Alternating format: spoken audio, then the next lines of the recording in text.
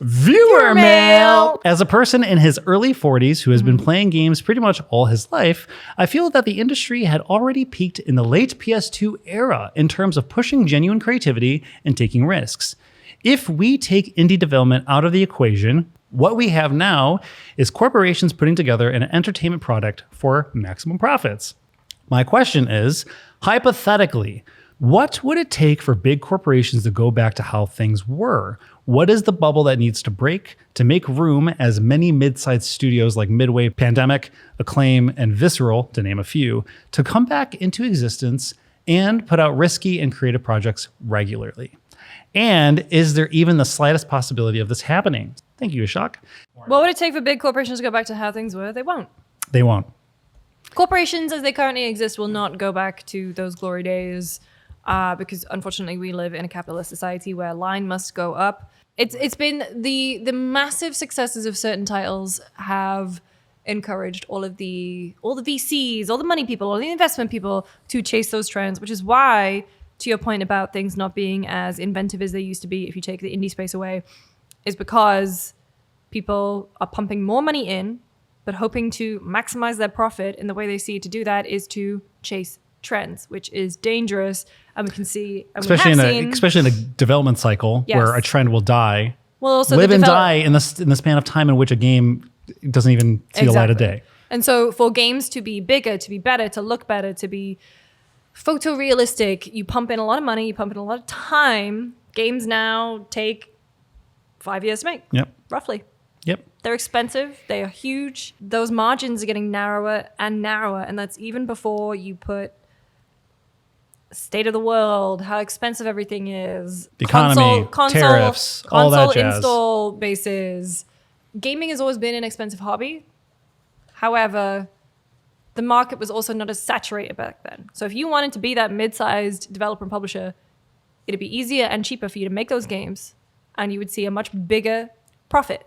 However, now, not only are you batting against your game has to be the next Call of Duty, your game has to be the next Fortnite, you are batting against so many other people. I was on SteamDB the other day looking at how many games are released on Steam. And if you go back to 2006 or whatever, it's like a few hundred, obviously, because that's the first time Steam came out. If you look at last year, if you look at this year, we are close to 16,000 games on Steam alone at this point in the year. Last year, I think it was about 18,000. That is a ridiculous number of games. So the market is more saturated. Everything is more expensive. If you want to, I don't know, go back to the way things were. You won't. I mean, that's the thing, is that the world itself will not, but you as a consumer can vote with your wallet. Thank you. This is what I was going to start. So you can vote with your wallet, and you can look for those mid-size developers, publishers, smaller teams who have the unique ideas and support them. So that is why we do have, in the midst of a new Battlefield, a new Call of Duty, like Springfield coming to Fortnite, we do have games that have, on that smaller level, that have burst through and become huge successes. So your Balatros, your Blue Princes. Ball Pit. I mean, obviously, covered by Devolver, but at the same time, Devolver is not PlayStation. Yeah. So anyway, the world's not going to change, but you can change how you interact with the world.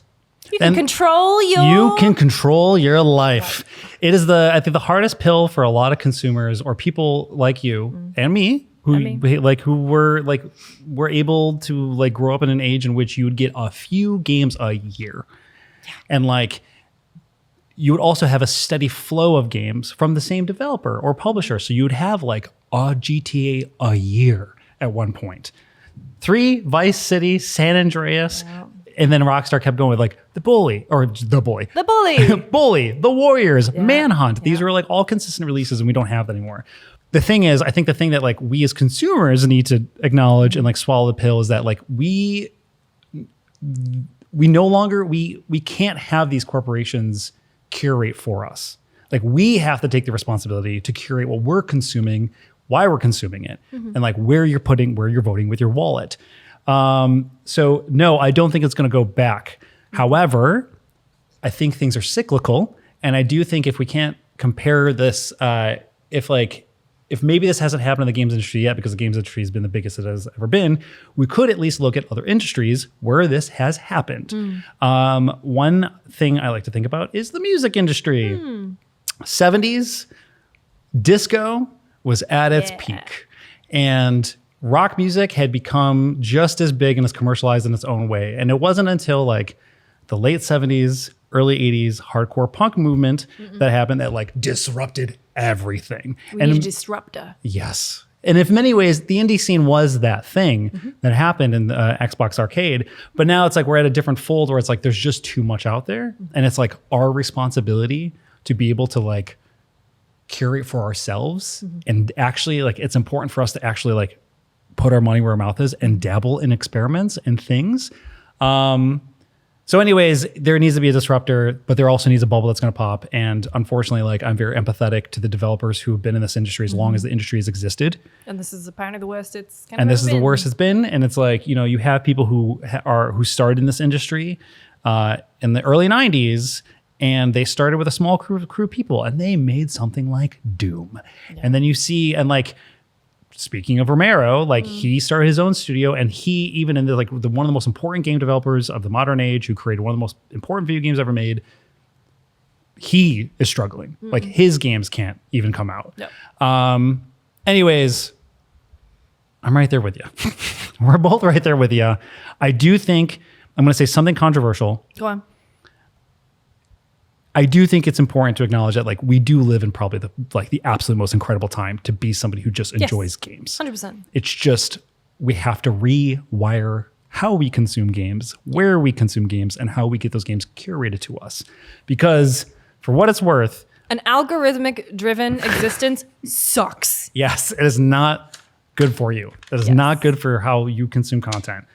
Because I've played some incredible games this year, but they're all of different sizes, of different walks of life, at different price points. And that's just it. Anyways, thank you for a very engaging, thoughtful sort of question that has got us both diving deep.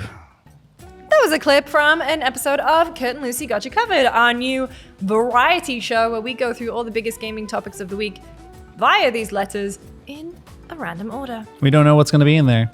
But we do know what we're talking about. But we do know what we're talking about. Yeah. So make sure to watch the full episode on youtube.com/GameSpot or listen to the podcast version on your podcast platform of choice. Email us your questions to gotchacovered@gamespot.com, and we'll see you Saturdays on GameSpot. Thank you. See ya.